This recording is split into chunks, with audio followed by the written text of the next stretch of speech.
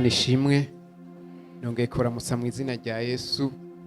Turashimiye Imana cyane ko kirabana natwe tugeze ku munsi wa nyuma twigishanya canke twibukanya kuri iri jambo rivuga ngo gupfa no gukira biva mu kanwa kacu. Uyu munsi wa nyuma tuja kurangirizako. Rero twaragiye twishimikiza ivyanditswe bitari bike. Ku munsi wa mbere twishimikije imigani igice ca 18 umurongo wa 21 aho bivugwa ngo urupfu n'ubugingo biribasha ururimi kandi abarukunda bazojya ibyo gwamye. Aha turiko tugira revision abataje. Mu yindi mvugo bigomba kuvuga ko urupfu canke ubugingo bivyagwa n'akanwa. Akanwa niko kabishiraho. Twarishimikije n'ikindi cyanditswe kiri mu migani nyene 12 umurongo umwe gusa wa 14 kivuga ngo ibihazinda biva mu kanwa k'umuntu, ibirinda bija mu nda biba vyaciye mu kanwa k'umuntu. Rero umunsi wa mbere ijambo nyamukuru twashimikiye ko rivuga ngo hari isi zibiri, iyiboneka n'iyitaboneka, kandi umuntu asa nk'uko ari hagati na hagati kiremwa muntu, ari mu isi iboneka n'iyitaboneka, kuko umuntu ni mpwemu kandi n'umubiri. Isi y'impwemu irumva cane gusumba isi igaragara. Isi y'impwemu irabona cane gusumba isi igaragara. Isi y'impwemu irabangutse gose gusumba isi igaragara. Nico gituma ikintu cose giciye mu kanwa k'umuntu isi y'impwemu icakira n'ingoga, yamara kucakira ntigihera, ahubwo ija kugihingura, mu nyuma ikakigarukana kiza gushitsa ibyo cavuze. Nico gituma twavuze ngo ivyo tubamwo vyose, vyaba bibi vyaba vyiza, ni ingaruka y'ibiba byavuye mu kanwa kacu. Mu yindi mvuga Imana nta mananiza ituzanira, nta vyago ituzanira, ahubwo ibitwiviramwo nivyo bigaruka bifise forume nziza canke forume mbi, biza kutugirira nabi canke kutugirira neza, bivana n'icavuye mu kanwa k'umuntu canke k'abantu. Umunsi ugira kabiri twashiye twishimikiza ijambo riri mu gitabo ca mbere c'ingoma, igitabo ca mbere c'ingoma igice ca 4 umurongo w'9 n'uw'10. Aho niho twishimikije ku munsi ugira kabiri. Twishimikije cane ku isengesho rya Yabesi. Ahanini kwari ukugira ngo dutahure ingene dushobora kuba mu ngaruka y'ikintu cavuye mu kanwa k'uwundi canke cavuye mu kanwa k'abandi. Nimba cari kibi kubera ko kitabora, gitinda kikaza kikagaragara, natwe tukakibamwo nk'ingaruka. Atari ukuvuga ngo twarashizemwo uruhara, ariko nubwo tutashizemwo uruhara turi oblige tuvyisangamwo, kuko n'ubundi camaze gutangwa n'akanwa nikibora. Twabonye ko Yabesi Bibiliya ivuga ngo yari umunyacubahiro gusumba bene nyina. Mu yindi mvuga imbere y'Imana, mu mugambi w'Imana kuri Yabesi, Imana yateguye ko Yabesi azogira icubahiro gusumba abo bavukana bose. Aho hari mu mugambi w'Imana, kandi Imana icize mu mugambi wayo ntigikurayo. Imana ntihindagurika, icize ciza mu mugambi nubwo nyene. Rero mu mugambi w'Imana Yabesi yari uw'icubahiro gusumba abandi bose bavukana, ariko ngo hageze ko avuka, mama wiwe kuko yagize imibabaro mu kumuvyara, ntawuzi ko yatevye kumushikana, ntawuzi ko yoba yahuye n'ibibazo bimeze gute, muga kubera ko yagize imibabaro mu kumuvyara, uwo mubabaro wa nyina niwe yagombye kwitirira uwo mwana. Akanwa ka mama wiwe niko kamwise Yabesi, ko katuye iryo zina rya Yabesi. Yabesi twabonye ngo risigura ngo umubabaro canke umuruho. Mu yindi mvuga akanwa ka mama wiwe niko kise uwo mwana mu ruho, kubera ko n'ubundi arakanwa k'ubushobozi ico gashitseho kijaho. Isi y'impwemu yarakiriye uko bamwatura ko Yabesi canke mu ruho niko byamubako, uko bamwatura byamubako. Bibiliya ntivuga igihe Yabesi yamaze ari muri ubwo buzima, ubwo hageze igihe n'ubundi bimwe yagenda yatugwako muri rya zina bitinda bikamubako bikagaragara. Yabesi yisanga ari musi yabuvukana bose, yisanga bwa buzima bubi bwamuje, yisanga n'ubundi n'umuntu umengo ntaca amazi. Ariko nubwo Bibiliya itavuga imyaka Yabesi yamaze, Bibiliya iratwereka ingene Yabesi hageze igihe, iratwereka ingene Yabesi hageze igihe akabona ko ibintu bikwiye guhinduka, kandi ibintu vyahinduwe n'ururimi rwa Yabesi ubwiwe. Situation igoye yazanwe n'ururimi rwa nyina, mugabo guhinduka kw'iyo situation kwashitsweho n'ururimi rwa Yabesi. Niho ngo yagenda agasenga Imana y'Isirayeli. Yari yataye ngo Imana y'Isirayeli niyo ituma ibintu byose bihinduka, nituma ibyapfuye biba bizima, nituma ibitagira inzira bitumbera, nituma ibizazanye bisobanuka, niyo yita ibiriho nk'ibitariho. Kubw'iyo Mana rero nkoresheje ururimi rwanje ngomba mpindutse iyi situation. Bibiri ivuga ngo Yabesi yagiye ngo aratakamba imbere y'Imana y'Isirayeli. Twavuze ngo gutakamba ni prier avec insistance, kwinginga bisigura ngo nukuza uyu munsi nimba utarose ejo ukongera ukagaruka, ejo utarose higije ukongera ukagaruka. Yari yiteguye ngo ikiguzi cyose bisaba nditeze kugitanga akondisiyo k'isituwasiyo. Bibiri ivuga ngo Imana ngo imuha ibyo yayisabye. Yasabye ngo Mana ico mukampa umugisha, wini imvugo yarawumuhaye. Ico mukanyagurira imbibe, wini imvugo yaramwaguye. Kandi mu mateka ya Yabesi ico yarakigarukanye mu nyuma yaragize akamaro gakomeye muri sosiyete. Nubwo biritavuga byinshi, Yabesi yabuye umuntu adasanzwe muri sosiyete, yaramwaguriye imbibe. Kandi yari yasenze ngo ukuboko kwawe Mana guhore kundamira, umfashe singogwe. Imbere y'Imana Yabesi yasamwe inda yitwa Cubahiro, ariko amaze gushika mama wiwe amuha izina rya Mubabaro. Ururimi rwa Yabesi rwaramuhinduriye, bituma ava muri rya zina yahabwa n'akanwa cyane n'ururimi rwa nyina, yasubira muri rya zina riri muri prayima. Ico ni kitwereke ngo ibintu iyo byo bigeze hose, nimba dufise akanwa tukagira Imana y'Isirayeli, shima Imana kwidahindagurika. Inkomezi yari ifise kiriya gihe nticibise uno munsi, ubwizige yari ifise nibwigifise, imbaraga ukuboko yari ifise nikwigifise. Nico gituma ntidukekeranya, nimba natwe dutahuye ntaco buze yuko ibintu bihinduka. Twarasomye n'ijambo riri muri Zaburi 45 umurongo umwe gusa wa mbere, rivuga ngo ururimi rwanje ni nk'ikaramu y'umwanditsi atanasanzwe w'umuhinga. Bavuze ngo icandiko niyo coba kimaze imyaka myinshi, nubwo coba caranditswe n'umukuru, nubwo coba caranditswe n'umuautorite kanaka, nimba yandikishije ikaramu, mu gihe dufashe iyindi karamu tugaheza tukagifuta, kiba gihije gutesha agaciro. Nubwo coba canditswe n'umukuru, nimba ducishije mu yindi karamu, agaciro kaco kaba gaheze ndabarahiye. Nico gituma icashizweho n'akanwa tugikuzaho n'akandi kanwa, icashizweho n'ururimi tugikuzaho n'urundi rurimi.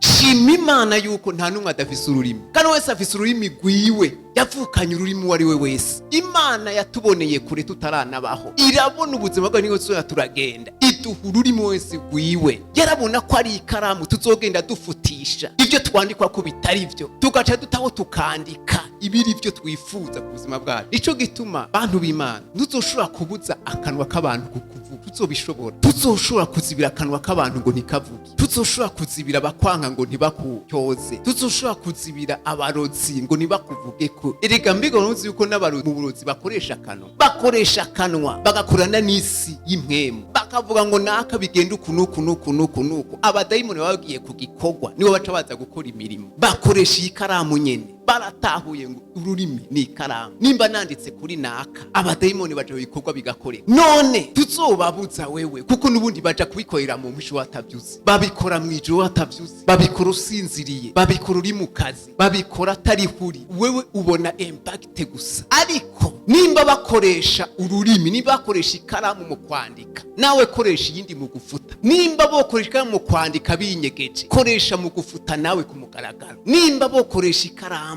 mu kukwandika, koresha nawe ikaramu mu gufuta. Ibisigaye wiyandikeko, wandike nawe, wandike. Kandi amahirwe dufise abakristo, dufise amahirwe y'ijambo ry'Imana riho rigahoraho, niko kuri kudahinduka.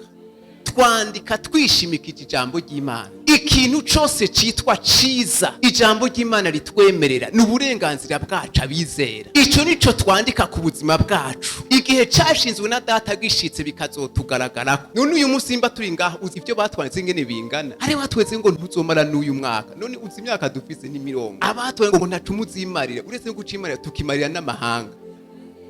Nukuri haje Imana yo kubwira ivyo bakwandika wogira n'ubwoba. Mugirazi ngo yaraguhaye ikaramu utirigura natira, gira umwete wo gufuta no kwandika nawe. Gira umwete wo kwandika no gufuta. Ikitarico gifute kizofutika, ikirico candike kizokoreka. Rero ahanini nico twabonye ku munsi wejo, mu ncamake ico twabonye ejo nico. Uyu munsi nagira rero twongereko ikindi kintu gitoyi dusome mu gitabo cyo gusubira mu byagezwe, mu gitabo cyo gusubira mu byagezwe ibice 33 umurongo umwe gusa wa mbere. Iyi niyo mihezagiro Mose umuntu w'Imana yahezagiye Abisirayeli atarapfa. Naho aha ni naho nshaka ni uyu murongo umwe gusa wa mbere vuga ngo iyi niyo mihezagiro Mose yahezagiye abana b'Isirayeli atarapfa. Ico ngira ndangirize ko ni kivuga ngo guhezagira dukoresheje akanwa kacu, gutanga umugisha, guhesha umugisha ukoresheje akanwa. Iki Isirayeli abayuda bari baragitawe gudusumba, tibisigura ngo bari muri mpwemu ikomeye, bari baratahuye ngo akanwa kacu nako guhesha umugisha, uwo tuzohesha umugisha uzomubako. Nico gituma mu muco w'Isirayeli igihe cyose n'umuntu ageze mu zabukuru ntawashobora kugenda adahezagiye abana biwe. Aha Mose yari yakuye Abisirayeli muri Egiputa, arabajana mu bugaragwa, abashikana mu kiyaya c'Imowabu, aho basigaye babona Kanani hajya hakurya. Atangura ngo kubibutsa ivy'urugendo rwabo rwose kuva muri Egiputa, abibutsa ivyo Uhoraho yabakorera byose, abibutsa ibimenyetso n'ibitangazo Uhoraho yakora. Ico gituma babwira ngo twashitse aha naha, Uhoraho bigenda ukunuku, Uhoraho akora ukunuku, turagenda dushika aha naha bigenda ukunuku. Yari karabibutsa kugira ngo basubiremwo, bavyibuke ntibazovyibagire, bitume batibagira Imana yabo. Ivyo bihejeje yaciye akora igikorwa ca nyuma citwa uguhezagira abana ba Isirayeli. Yabahezagiye bose, imiryango ko ari 12, kandi umuryango wari wo wose yawatura ko umugisha. Nta warose umugisha usa n'uwundi, buri mwana wese yawatura ko umugisha. Avuga ngo umuryango wa Yuda nuku, Lewi nuku, Isakari nuku, kandi ibyo yabatuye ko gushika n'uno munsi biracabakorera. Haheze imyaka ibihumbi n'ibihumbi yarapfuye. Bisigura ngo ico dushiraho n'akanwa n'igihe tuzoba tutakiriho kizobandanya gikora. Yakobo ageze gupfa, amaze kumva kweze mu zabukuru, ageze gutaha, ngo yakoranije abana biwe, urabwira ngo nimunyegere bana banje ndababwira ibizobabako. Atangura kubahezagira ahera kuri Yuda, uhera ku wari we wese arabahetura, kandi ivyo yabatuye ko byarababaye. Isaka nawe ageze mu zabukuru, hageze igihe we kubera ko yarafise ibindi vyiyumviro, agomba kubwira Isaka ngo genda undonde uzinda guhezagire ntarapfa. Bari bazi yuko umugisha uva mu kanwa ufise ubushobozi kandi urakorera umuntu. Birahinduka, mama wiwe afasha Yakobo abariwe aza, kuko Isaka yarageze mu zabukuru, asigaye arabi byijije atakibona. Aramubesha ngo ni jewe Esau umwana wawe mpezagira. Isaka aragenda aravuga, aratanga ya mihezagiro yose, ya migisha yose arayitanga yose, araheze. Yakobo arigira, aheze umwanya Esau araza, arabwira papa we ati bimwe wantuma nabishikanye, none agomba umpezagire.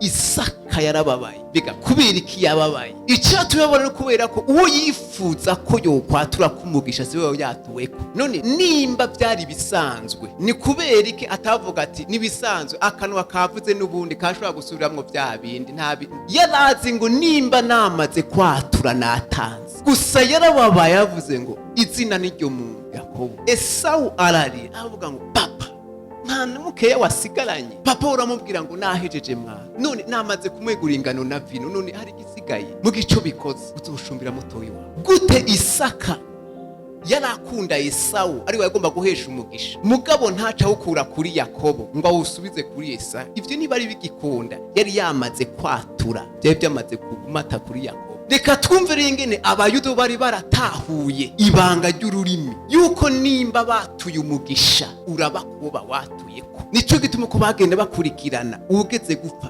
yahamagara abana akabahezagira. Twebwe rero bitukwiye kuzorinda guhezagira abana bacu tugeze gupfa, reka tubahezagire tukiriho.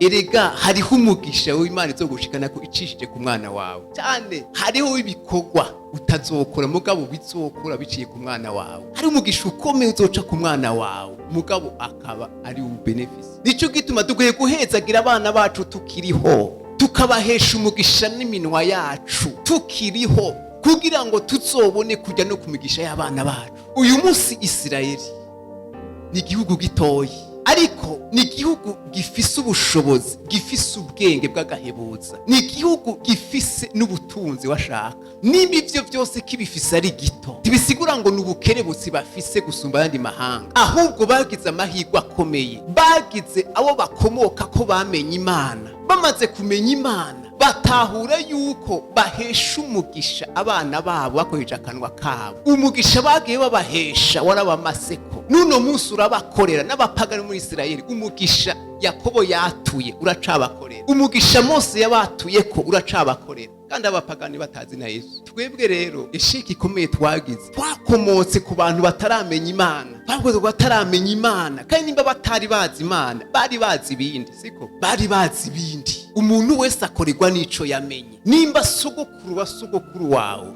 yarazi ibindi, biriya yarazi nivyo yita ko ari ukuri, nivyo yashimye kureresha uruvyaro rwiwe. Uno munsi wo tubona rero ingaruka. Mugabo nta kintu na kimwe kiriko kigaragara kidafise inkomoko. Mugabo Isirayeli, Aburahamu yahezagiye Isaka amusigarana umugisha. Isaka ahezagira abana biwe basigarana umugisha. Yakobo aheza abana biwe basigarana umugisha. Abana babo uko bagenda basiga umugisha abana babo. Nuno munsi uracabakorera.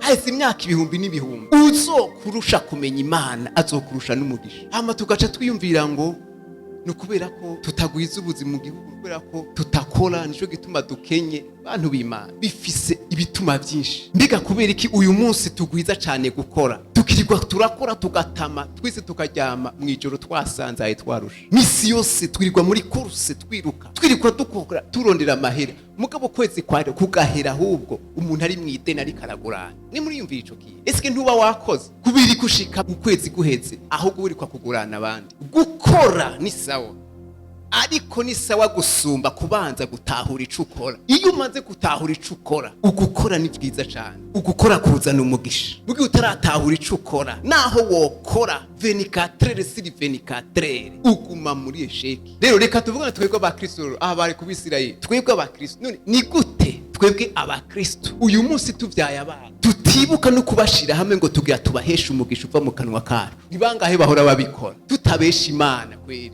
Nibangahe bahora babikora? Imana ibahezagira. Ugafata ibibondo vyawe ati bibondo ngira ndabature kumugisha, nishimikije ijambo ry'Imana rihoraho ritabesha. Ngira ndabature kumugisha w'Imana uzobabako mu bihe byanyu bizoza. Burya umwana nimba twomwatura kumugisha kuva tukimusaminda, tugaheza tukamwatura kumugisha uhwanye n'ijambo ry'Imana, yamara gushika tukamwatura ko umugisha uhwanye n'ijambo ry'Imana. Reka ndabaha akarorero gato. Urabona uyu Yabesi wizejo yavutse arakabebe, muga mama wiwe yasanze mama yarateguye ikirere kitarico. Kiriya kirere mama yateguje akanwa kiwe nico cashitse cafekita Yabesi, carushije inkomezi Yabesi aruhira kwisanga n'ubundi ari febre. Buri kijya kiri cari camaze kumumurusha inkomezi, nico gituma vyabaye kurya. Mugabo Hana murabe, Hana we yagize ubwenge, avuga ngo Mana uyu mwana ni wamumpa nzomugushikanira. Yamwatuye ku bukozi bw'Imana kuva ataranamusama ninde. Mbega y'abahana canke nyine wabazi bose ntibari mu mibabaro. Umwe yari mu mubabaro wuko kumbure atagira ibisi, mugundi ye mu yingene aguma acumitwa amajambo na mukewe Penina. Ese aho bose ntibari mu mibabaro? Bari mu bibabaro bose, mugabo barushijeje gutahura ati nubwo ndi mu mubabaro umwana wanje nakwiye kuzoba mu mubabaro. Niko Hana, nibwo bwenge Hana yagize. Hana ategura ikirere umwana wiwe ataranamusama ninde. Samuel yageze kuvuka, yapfukiye mu kirere mama yateguje akanwa. Samuel ntiyigeze atera igere ngo ariko yanka korera uhoraho, kubera iki yashikiye mu kirere ca mama wiwe kimurusha imbaraga ku buryo yisanga n'ubundi ari sumi. Nico gituma rero ibirere tuvyariramwo abana hajye nivyo bitandukana, nivyo bizona bagira ko impact ikomeye. Mugabo gacu usanga umugore w'umukristo guhera uyu mu asamye inda bikaba bisanzwe, agasamye inda nimba gihunuka ronka amahera kegene mu yego gafi, aho ugira ngo uzovyara umukobwa cyo uzovyara umuhungu, bikaba biheze. Akazocindira amezi 9 hageze gutega, nimba ari cesarienne sawa, nimba vyara neza sawa, agacigumira ngaho. Umwana wiwe nguwo n'umucuko, icyakura gusa nukumuha amata, umwana akazotinda gakura. Aho muyumvira yuko uwo mwana azosa n'umwana yatanguye gusengerwa kiri mu nda ya nyina. Mwumva ko azosa n'umwana yatanguye gusengerwa kiri mu nda ya nyina, akavukira kuri tere yamaze gutegurwa neza, akavura ari muri ya masengesho, agatangura gukubagana ari muri ya masengesho, azogera no mu bigero ari umunyamugisha akomeye cyane. Nico gituma mujya uyu munsi abavyeyi buzuye umubabaro, buzuye bavuga ngo abana bacu baratugoye. Abana burya hari igihe usanga ari ingaruka yo gusamara ku muvyeyi, usanga ari ingaruka yo gusamara ku muvyeyi. Yesu Kristo igihe yavukiye i Betelehemu. Amaze kuvuka ngo yavukiye mu bwato. Amaze kuvuka ngo hariho inyenyeri yagiye hejuru, ngo abanyabwenge b'inyenyeri y'uburasirazuba bo bazi ubwo bwenge bwo gudetekita inyenyeri, ngo bararavye bona ngo ivyo byose hariya amaji Buyuda turabona ko havutse umwami. Turavye inyenyeri iri point hariya, uwo mwanya baciye bategura kado nziza, kado irimwo izahabu, irimwo isenga, irimwo n'imibavu. Ivyo vyari ibintu vy'agaciro muri kiriya gihe, vy'agaciro gakomeye. Barajana iyo kado, baragenda baramushikanira. Iyo kado amafaranga yavuyemwo niyo yafashije Yosefu na Mariya. Bavuga ko ariyo yafashije Yosefu na Mariya igihe bari barahungiye hariya muri Egiputa. Igihe marayika yabwiye Yosefu ngo hunga n'umwana, Bibiliya ntivuga igihe bamazeyo, muga igihe bamaze bariko barya ayo mafaranga. None ntimwumva yuko umugisha w'umwana uhagaze ku nyenyeri yiwe, utekeye mu nyenyeri yiwe umugisha w'umwana. None nimba utaramenya inyenyeri y'umwana wawe, wumva umugisha wo uzowushikira gute? Kuko n'ubundi byari byiza yuko nimba tuvyaye abana tumenye inyenyeri zabo, twamara kumenya inyenyeri zabo, kuko n'ubundi n'izimana yubatsemwe umugisha wabo, tugaca tubarera bihwanye inyenyeri yabo. Ivyo bizumugiye akama mu buzima, kuko nta mugisha zigira ronka uri odera y'inyenyeri yiwe. Mugabo mu gihe iyo nyenyeri tutayimenye, ntituzomenya inzira umugisha uzocamo. Ikindi kigira kabiri, mbega ni gute ababi burasirazuba tibara abayuda mu vyumba, bari nk'abapagani bo hirya batazi Imana, ni gute aribo bamenye ngo hari inyenyeri y'umwami yavutse? Abayuda ubwabo batarabimenya, abafarisayo batarabimenya, kandi bitwa ngo nibo bazi Imana ico gihe, bitwa ngo nibo bahagarariye amadini ico gihe. Gute Kayafa atigeze amenya ngo hariho uwavutse, kandi yitwa ngo ni umukuru w'isinagogi? Gute abanyabwenge b'ivyanditse batigeze bamenya ngo umwana havutse umwami, kandi bitwa ngo nibo ngo bazi ivyagezwe bakavyigisha n'abantu? Mugabo abatazi bariya bo hirya atari n'abayuda nibo bamenye yuko habaye inyenyeri umwana yaje. None niwumva yuko hari igihe twabakristo dusamara, mugabo abanyamahanga batazi Imana akabo batangura kumenya inyenyeri z'abana bacu, ugasanga abarozi nibo bamenya gutanga kumenya inyenyeri y'umwana wawe. None nimba ari umurozi yo gutanga kuyimenya, wumva ibizokurikira ari biki? Icyo azokora azozimya iriya nyenyeri, kuko azimije iriya abazimije canke abakuyeho umugisha w'uriya mwana w'ubuzima. Kandi nawe kubura ko atavyuzi, uzokumvura ngo umwana ni kigaba, ngo umwana yakupfiriye nabi, umwana ngo yagize gute. Mugabo kumbe ni wewe wasamaye utetramenye inyenyeri yiwe, ni utatemenye ko niyo yari sanze umugisha wiwe. None ko inyenyeri yakujanye, ko inyenyeri yazimye, none wumva umugisha uzowukurahe? Muzama mujyana n'umwana, umwana yambereye gito, nawe siwe, nawe urumva, nawe ucumushira mu byo we wumva akwiye kujamwo, kumbe sivyo akenewemwo vyose. Umva ibe desordre totale, n'ubundi haduke ibintu bitameze neza mu muryango, kubera ko habaye ugusamara gusa. Bantu b'Imana, nukuri Imana idufashe. Nimba Imana yatugabiye ijambo ryera, ikatugabira n'akanwa, ikavuga ngo uwundondera wese azombona, ikaduha amasezerano ngo uwundondera wese azombona, ikavuga ngo nimuze musiguze no kuvyoba muzazaniweko. Iryo ni isezerano dufise, n'ivyo tutomenya, n'ivyo remediya zitotubwira. Nimba tugiye imbere y'Uhoraho ni wabizi yo bitubwira. Gute kera bashobora kumenya ngo bazovyara umuhungu cyangwa bazovyara umukobwa, ecography zitariho? Gute babimenya? Kubera iki babimenya? Kubera iki Rebeka hageze kuvyara azi ngo ntwaye amahasi, ataye ecography zari bwabe muri kiriya gihe? Yagiye asenga Imana y'Isirayeli, agenda asiguza Imana aba ngo ibi numva nibiki. Nico gituma akantu kose katameze neza nta kukiye kureka gutyo, nta kintu na kimwe kuye kuderibera kitameze neza, nta na kimwe kuye kuderibera. Ikitameze neza cose ni Imana izi gituma impamvu y'ico kintu. Genda imbere y'iyo Mana ibizi. Rebeka yagiye imbere y'iyo Mana, Imana iramubwira ngo mu nda yawe hari amahanga abiri, iramubwira ngo mbere bukuru azoshumbira butoyi. Ariko urumva ayo mahigwe, kumenya abana, kumenya ko atwaye amahasa, kumenya n'ico bazoba ubuzima. None wumva hari hasigaye iki kugira ngo babarere? Hari hasigaye yuko bamurera kugira ngo n'ubundi Yakobo niwe munyamugisha, n'ubundi Yakobo niwe munyamugisha, n'ubundi Esawu n'ubundi azura gushumbira Yakobo. Muga ivyo iyo ataje imbere y'Imana y'Isirayeli yari kubimenya gute? Hari Roma yari kubisomamo, hari radio yari kubimubwira. Uyu munsi rero iterambere riko ratuzanira ibintu vy'ukorosha ibintu, ku buryo abakristo tubone yuko ari system kugira ngo tube kure y'Imana, ntube kure y'Imana. Mugabo kera iryo terambere ritaraza, tekinoloji itaraza, bari bazi ngo ico nkeneye cose ndagusigutsa Uhoraho, kandi ora kuko yabona uwo mutima naco yabahisha. Muribuka na Samusoni mu kuvuka, mama wiwe ngo yari ngumba amaze igihe ataravyara, ngo umunsi urizi nabona marayika ayikaza amubwira ngo uzosama inda zovyara umwana w'umuhungu. Mukama no koko ye yibabariye kuvyara, we yaranezerewe cane. Agende ukabwira umugabo we ngo marayika twahuye yambwiye ko ngiye kuvyara umwana w'umuhungu, nico camushimije gusumba ibindi. Mugabo Manowa umugabo wiwe yavuze ati none byakubwiye ko umuhungu bizogenda gute? Ateka ntavyo nzi. Manowa ngo yaciye asubira marasenga, ngo arabwira ngo Mana ngo ongira uturungikire wa muntu asubira agaruka tubwira ingene tuzogenza iby'uwo mwana. Mbega Manowa we ntiyarakeneye umwana, yarakeneye umwana. Muga yarazi ngo umwana nubwo nomuronka mu gihe ntomenya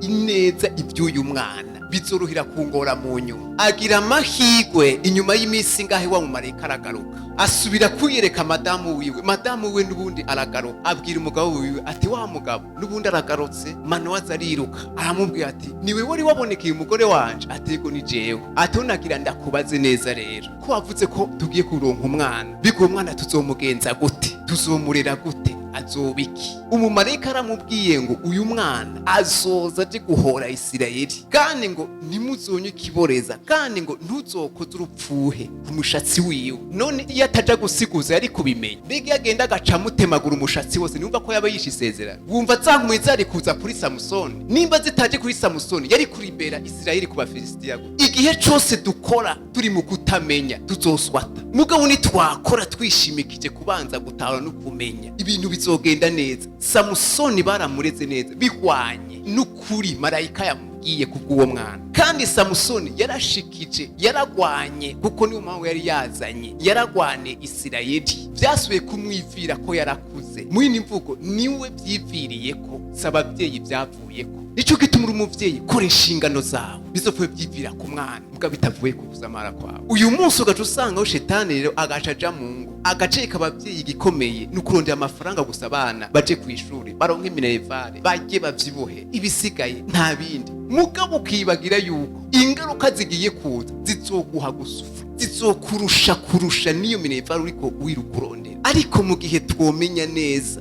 ngo umwana wacu azobiki, inyenyeri yiwe niyi, n'amashure twomushira mu mashuri ahwanye n'inyenyeri yiwe. Ico twomureresha cose twokurikiza ya nyenyeri yiwe, kandi ico kizoduhesha umugisha. Uzi ingene biryoshe kuba waravyaye hama ugakuza, hama ukaronka ivyamwivuye ku bana bawe, biraryoha gose. Usigara muhezagirana gusa, urazi ingene biryoshe. Ivyo niryo shetani yankira ingo rero. Muga Imana yari yarabitugabiye biciye mu ijambo ryayo, yarabitugabiye n'ivyo Imana yatwifurije kuva kera. Mugabo n'ubundi shetani aza kudusamaza, aza kutwibagiza, aza kuduhuma amaso. Cyo gituma uyu munsi ingo Imana zimanye ngo zibe iz'umunezero, zibe iz'umugisha. Muko uyu munsi nizo tuzuye umubabaro, nizo tuzuye amagorwa, nizo umwana atakibona se, umwana atakibona nyina, umuvyeyi atakibona umwana. Umva hasigara ubwansi bukomeye no kwicana bakicana. Ariko rero je ndavuga ngo nta kure hariho Imana tubasha gutabarira. Imana ishimwe. Nubwo bigeze aho bigeze uno munsi, haracariho ivyizigiro. Imana ishimwe. Nimba dufise umunwa, nimba dufise ururimi, haracariho ivyizigiro. Urugo rwawe ruzofata forume wifuza biciye ku rurimi rwawe.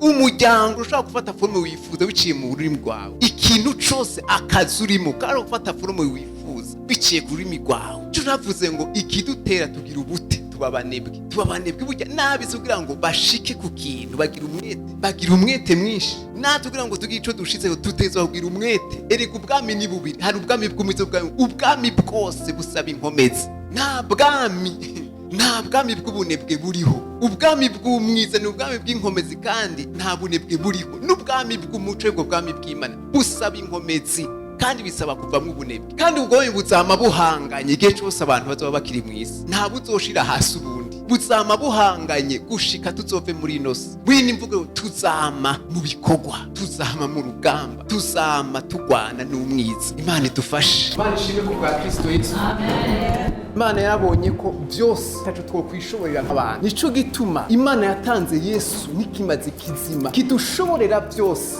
aho tunanirirwa dutabaza Yesu akabidushoborera.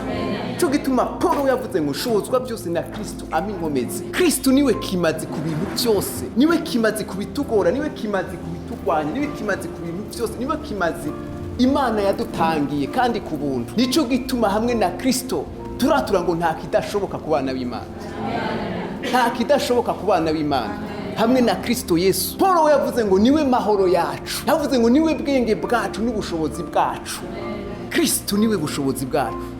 Icyo utazoshobora genda muri Kristo, Kristo azogushoboza. Imana ishimwe.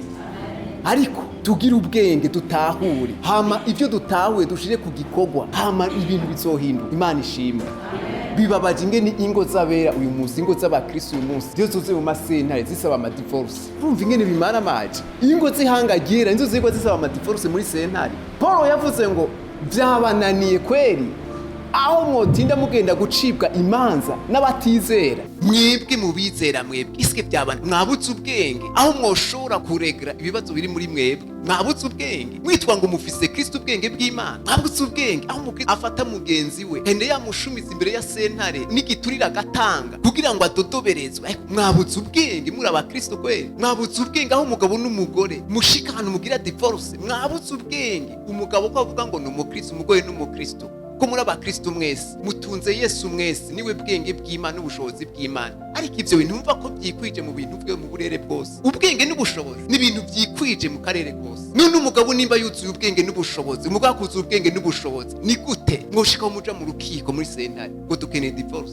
Gute mu kazi mu makambuni mukoramo usanga yuzuyemwo abakristo kuva kuri ADG gushika ku mupranto yugura umuryango mwese na muri abakristo. Mugabo ni gute societe iri kirazama kandi kubera ubusuma, kandi izamye wa mukozi ni waca yirukana, izamye abakozi baja muri chômage bose. None ko bagiye muri chômage umva ko wisha imiryango, kandi aho suwo hanze yaje kubiba ayo mahera ni muri mwebwe. Kandi ngaho ngo muri abakristo burya Imana ihangagera yariteguriye ubwenge ko rizo wicubahiro c'ihangagera, kandi biciye mu bwenge n'ubushobozi ihangagera rizoja hejuru ku buryo n'ayandi mahanga azoza kwigira ku ihangagera. Nka societe y'abakristo uhera kuri ADG gushika kugura umuryango mwese muri abakristo mwuzuye ubwenge n'ubushobozi, societe ikaja fayite gute? Mugabo uno muzi ugasanga uri muri gishe agiye no kuri toilette yibagiye gusiga yugaye, asanga bamwivye amahera, kandi uyamwiba n'umukristo mugenzi we yacikwa na gatoya agaja kubeshera mugenzi we kugira ngo mu mwisi mike akabakuwe, kandi uwo n'umukristo mugenzi we. Hama ngo dukeneye amaterambere, isika amaterambere yoca ikwira, amaterambere yoca nimba tutarasubira ku mavarere yibanze nk'abakristo. Iterambere yacari nimba tutarasubira ku mavarere, kumva ubwizigirwa, kugira ubwizigirwa, kugira kubabarana, gushimbere mugenzawe, gukunda mugenzawe, kugira esprit de servir. Nimba umutima utaratuzamo n'umutima wa Kristo nturatubamwo, nimba umutima wa Kristo utaratubamwo nk'abakristo, bisigura ngo tuzama mu mangorane, ingorane havizi hazizi kubera iki nta mutima wa Kristo uragi. Bari bwumve Kristo yeremina abigishwa, bari bwavyumva ivyo, bari bwumve Kristo afata mu mashati n'abigishwa biwe ngo we Petero ngo wabonye ingene wadekunye umunsi bazi ko no gukubita. Bari bwavyumva ivyo. Rero umwanya wacu uraheze, ariko dushima Imana ku bwa Kristo Yesu haracariho ivyizigiro. Bwana sifiwe. Niyo byo wabigeze aho bigeze, haracariho ivyizigiro ku kazi kawe, ku rugo rwawe, ku muryango wawe, kuri couple yawe, kuri relation yawe, haracari ivyizigiro. Gusa kanguka ibigwanishwa byose kugira ngo ibintu bigende neza. Imana yabigushiriyeho, urabifise, urabigendana, nta n'uwiri kurabitira, urabigendana. Hasigaye ko ubishira ku kivi, ubishira ku gikorwa. Kikaburya ubwami bw'umwize mwiyumvira ko ari coroshe, nubwo bigubushobozi sicoroshe. Gute uyu munsi abakristo ingene bangana, ubumwe bwaraheze. None nimba abakristo ubumwe bwaramaze guhera, mbega umugweze tuzomugwanya gute? Nimba ubumwe bwaraheze tuzomugwanya gute? Abarozi ashaka umurozi wo mu Burundi, no muri Tanzania, no muri Senegal, no muri Arabia Saudite, abo barazinanye kandi barakorana kugira ngo bagwanye iyo bagwanye uwundi wese. Gute bakorana batinubana, gute bataripusanya, buko barazi ko basangiye mission. None natwe dusangiye mission nk'abakristo, ni gute ubumwe bwabuze? Uyu munsi umukristo si wagwanya mugenzi we, uyu munsi umukristo si yararaza mugenzi we, si yambika ibara mugenzi we. None wumva ubumwe bwova nimba butariho, eske Imana yo izoza mwihanga gute? Nimba Imana itari mwihanga, umugisha uzoza mwihanga gute? gute? Muhaguruke rero dusenge, ariko dusenge kugira ngo Imana idufashe idushoboze. Haracariho ivyizigiro. Ico nshima nuko buri muntu wese Imana yamuhaye ibigwanishwa bikwiriye. Bivuga ngo dufise ibigwanisho byo kugoroka byo mu kuryo n'ivyo mu kubamfu. Ivyo murabitaye kugira ngo turwane urugamba kandi turuneshe mu izina rya Yesu. Dusenge. Mana turagushimiye kuri Imana igira neza mwami. Habwa icubahiro kuri Imana ikomeye Mana. Tuguhaye icubahiro cinshi wa Mana we. Ugira neza Mana, ugira ubuntu. Mana turagushimiye kuri iyi minsi yose mwami. Twumvise byinshi wa Mana we, kandi ndagushima Mana ko mwami twatahuye n'ibirenze ibyavuzwe. Dushima kuri mwemu yera mwami ahorana natwe kandi wamuhaye nk'umufasha kugira ngo atwigisha dutahuze n'ibirenze by'abantu botubwira. None Mana ugira neza, ndagushimiye kubyo watahuje uwo ari we wese. Ibisigaye Mana turagusabye tugire neza. Dushima kuri Kristo waduhaye we bushobozi bwacu n'ubwenge bwacu. Reka ubwo bwenge budukorere Mana kugira ngo Mana butuneshe ibyo tunesha. Ubwo bushobozi bw'Imana bwitwa Kristo Yesu budukoreremwo kugira ngo buneshe Mana ibyo tunesha. Mu izina rya Yesu dusengeye ingo, dusengeye aho dukora, dusengeye ibikorwa byacu byose Mana, byose mwami udushoboze Mana bigende neza. Ntaco twokwishoboza na kimwe Mana. Taworonka gutera imbere utabimuhaye, taworonka kumenya utabimuhaye, taworonka kurera neza utabimuhaye, taworonka Mana yo mwiru kugira neza utabimuhaye. Nico gituma Mana ugira neza, dusenze Mana ugira neza, utugire neza. Shoza wari we wese mwami, reka amaso yacu mwami y'imwemu yuguruke, uduhe kubona mwami, uduhe gutahura, uduhe kumva Mana ugira neza, kugira ngo ivyo vyose Mana biduheshe kumenya ibikwiriye gukorwa. Hasigaye Mana ugira neza, turagushimiye, tusheye ko wabanye natwe, tusheye ko watugiriye neza. Ibisigaye Mana ugira neza, ijambo ryose twumvise mwami ribi ntabire mu mitima yacu. Mwemu yera ahora mwami ari twibutsa, ahora ari dutahuza Mana birenze mwami Mana. Mwizina rye kugira ngo mwami tugire ikimazi, biduhindura uko ugomba mwami. Tugushima ko dukunda mwami, kandi buri munsi Mana wifuza Mana yo mwijuru Mana kuduhe kugira ngo tube Mana uko ugomba. Tugushime ko twitayeho, tugushime ko witayeho ubuzima bwacu, tugushime ko atamananiza kuri wewe. Tugushime Mana ugira neza ko byose Mana ubizi. Tugushimiye ko ari we Mana byizigiro byacu, ni wewe nkomezi zacu, niwe gihome cacu, niwe nkinzo yacu, niwe Mana ugira neza byose muri byose ku bugingo bwacu. Urakoze kuri mwe byose kandi ubikoze, tubisenze mu izina rya Yesu Kristo n'umukiza wacu.